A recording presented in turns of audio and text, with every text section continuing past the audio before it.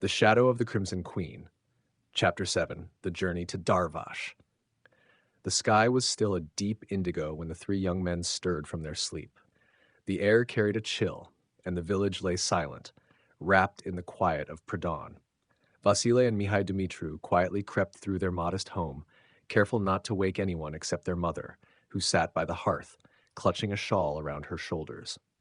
Her lined face was shadowed with worry as she watched her sons prepare for their journey. Vasile, ever the more confident of the two brothers, broke the silence first.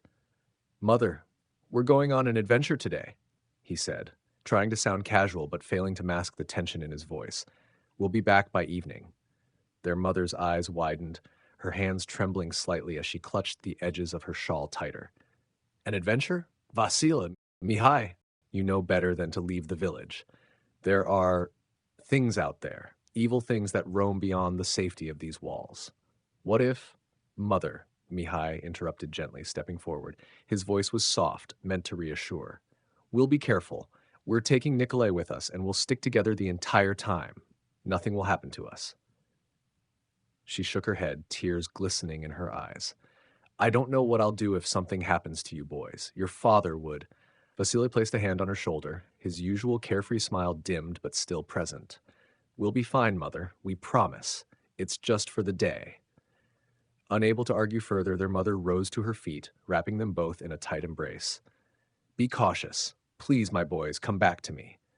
They kissed her cheeks, murmured their goodbyes, and left the house. As they walked toward the meeting place, the heaviness of her words hung in the air between them.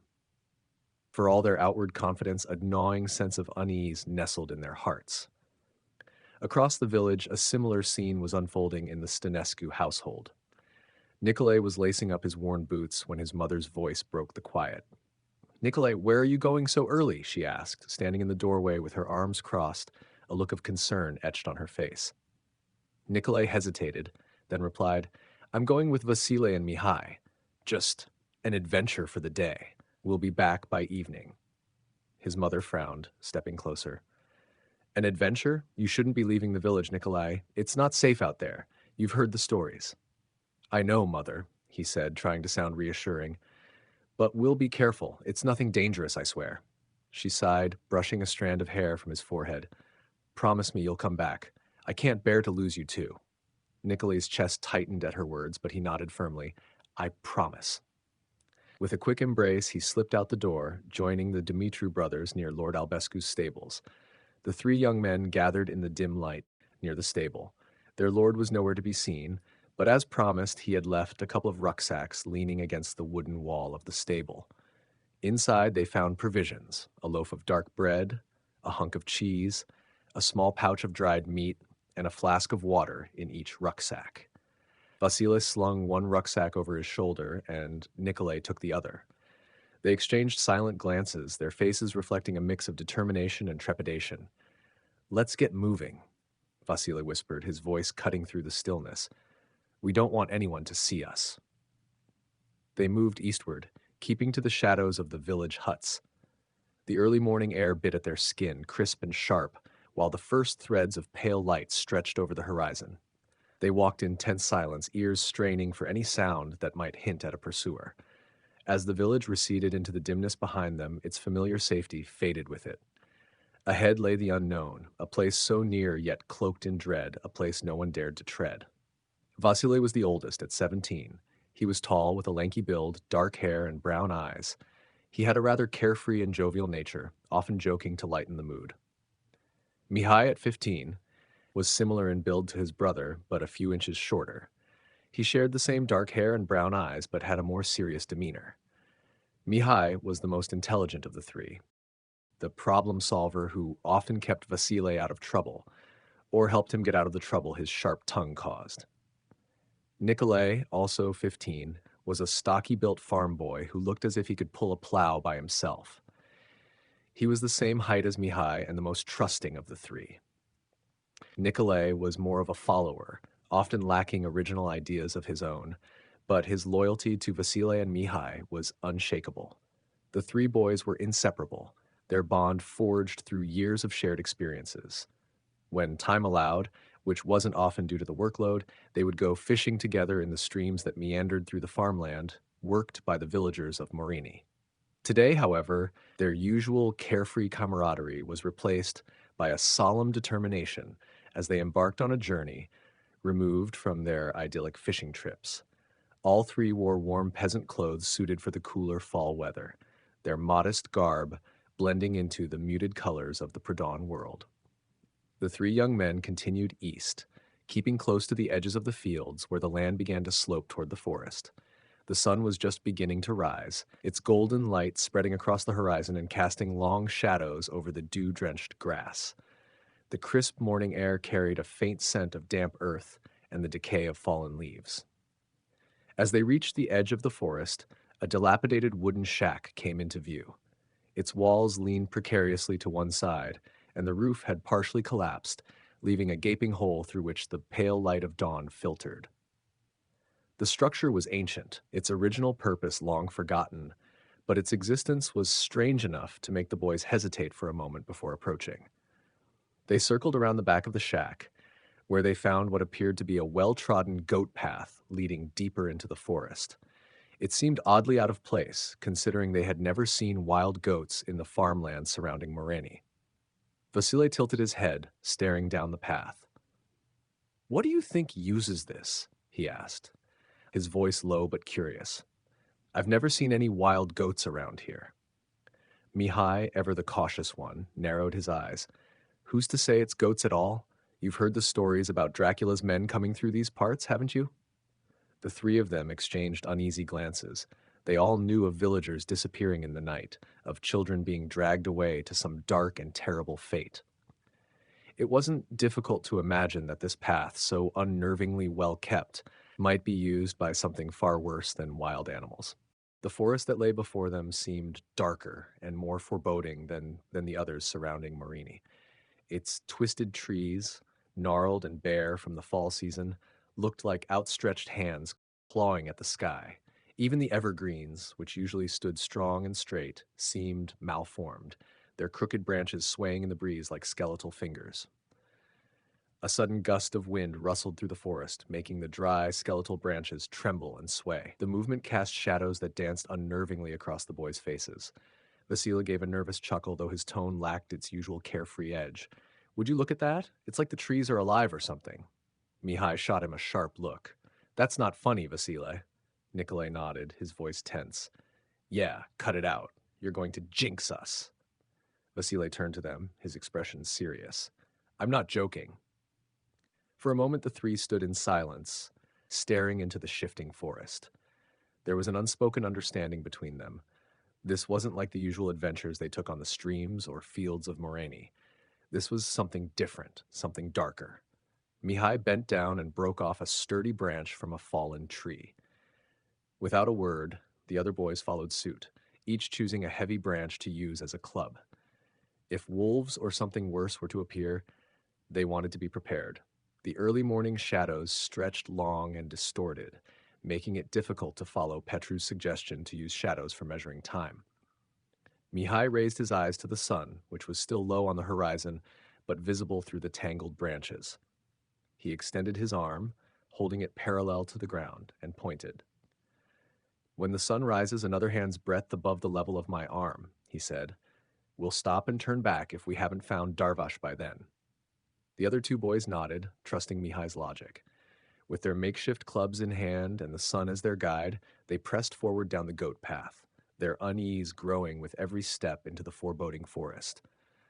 Walking along, they moved steadily but hunched low. The path wasn't cleared for a man's height. Mihai, trailing just behind Vasile, muttered a complaint when a branch Vasile had pushed aside snapped back into his face. "Watch it, Vasile!" Mihai hissed, rubbing his cheek. Vasile glanced back with a sheepish grin, but didn't reply. The boys continued on, stopping briefly whenever strange noises caught their attention. A distant wolf's howl, the sudden snarl of a wildcat just off the path. At one point, an owl hooted from a tree above them, its large yellow eyes glaring down as if observing their every move. "Do you think it's one of his agents?" Mihai asked, his voice low and wary. "Whose agents?" Nikolai asked, glancing nervously at the owl. The Dark Lords, Mihai replied, his tone serious. What if it's watching our every step? Nikolai shivered. They watch everything we do, he said solemnly. Vasile, unusually quiet, nodded in agreement. They moved on, the forest growing thicker and darker as they followed the goat path. Suddenly, a crashing sound erupted through the underbrush, and a large goat darted across the path, bleating loudly. Nikolai let out a shriek, startled by the sudden movement. After the goat had run off further in the forest, Vasil burst out laughing. You squealed like a girl, Nikolai, he said, clutching his sides. Mihai, though also startled, turned to Nikolai with a smirk. Honestly, you scared me more than the goat did. Flustered, Nikolai defended himself. You were scared too. Yes, Vasily admitted, still chuckling, but we didn't squeal. The brothers laughed again, and Nikolai looked dejected until Mihai patted him on the shoulder. All right, I'll admit it, I almost shat my pants, Mihai said with a grin. Further on, the forest continued its strange and unnerving nature. The twisted trees seemed to lean in, their gnarled branches reaching out as though trying to ensnare the boys. Though the occasional bend and twist of the path forced them to adjust their direction, it led largely eastward, guiding them deeper into the wilderness. The air was damp and carried the faint scent of rotting leaves, making every breath feel heavier. As they trudged along, Nikolai broke the silence, his voice cutting through the quiet. Vasile, how come you haven't taken a wife yet? You're 17. It's past time, isn't it? Vasile glanced back at him with a smirk. What are you, my nagging mother? Maybe you're the one who should find a wife, Nikolai. You're old enough too, you know. So is Mihai. Mihai rolled his eyes but grinned slightly. We're not the ones always sneaking glances at Anna Radu when she walks by the well. Oh, Anna Radu, Nikolai chimed in, his voice dripping with teasing. With her long hair and pretty smile. Vasile, you've got good taste. Vasile turned red, but grinned through it. If you must know, Anna's not so bad. But let's not forget Amelia Stan, Nikolai. I saw you tripping over yourself to carry her basket last week. Nikolai laughed nervously, his face flushing. She's kind, and she bakes the best bread in the village. Can't blame me for appreciating that. Kind and bakes bread, Mihai said, shaking his head in mock disapproval. That's all it takes for you, isn't it? Well, what about you, Mihai? Vasile asked, glancing over his shoulder.